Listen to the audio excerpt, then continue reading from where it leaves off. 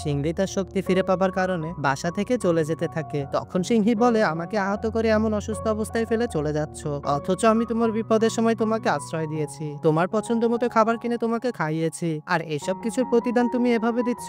সিংহি চাচ্ছিল না যে সিংলি তাকে ছেড়ে চলে যাক, আর এজন্যই সে হাত ভেঙে যাওয়ার মিথ্যা নাটক করে তাকে রাখতে চায়। সিংহির অবস্থা দেখে তার খারাপ লাগে, এই জন্য সে সেখানে থেকে যায় আর সকল কাজ নিজেই করতে থাকে। এটা দেখে সিংহি মনে মনে অনেক খুশি হয় আর ইচ্ছা করে সিংলিকে দিয়ে আরো বেশি বেশি করে কাজ করিয়ে নেয়। সিংলি বলে, তুমি সুস্থ হতেই আমি এখান থেকে চলে যাব, তুমি আমার বিপদের সময় সাহায্য করেছো, আমি তোমার বিপদের সময় সাহায্য করছি, আর এভাবেই আমরা দুজন কেউ কারোর কাছে ঋণী থাকবো না। সিংলি আঙ্গুর গাছের পাতাগুলো কুড়াতে থাকলে তখন সিংহি তাকে এমনটা করতে নিষেধ করে আর বলে সে এই পাতাগুলো এক একটা করে উঠিয়ে পরিষ্কার করে, আর তার মধ্যে সব থেকে সুন্দর পাতাটিতে সে তার প্রতিদিনের ঘটনাগুলো লিখে রাখে। এটা শুনে সিংলির মেজাজ খারাপ হয়ে যায় আর বলে, তাহলে তো ঝাড়ুটা রাখার কোনো দরকার নেই। এটা বলেই ঝাড়ুটা আকাশের দিকে ছুঁড়ে মারে। সিংহি সিংলিকে পাতাগুলো দেখায় যেটা একটা বইয়ের মধ্যে রাখা ছিল। সিংলির কাছে বিষয়টা একটু অদ্ভুত লাগে, এজন্য সিংহি যখন ঘুমিয়ে পড়ে তখন সে তার বইটা খুলে পাতাগুলো পড়তে শুরু করে, কিন্তু সেগুলো পড়ে তেমন কিছু বুঝতে পারে না আর ভাবতে থাকে সে শুধু শুধু এই কথাগুলো কেন লিখে রেখেছে। পার্ট 9 দেখতে চ্যানেলটি সাবস্ক্রাইব করে রাখুন।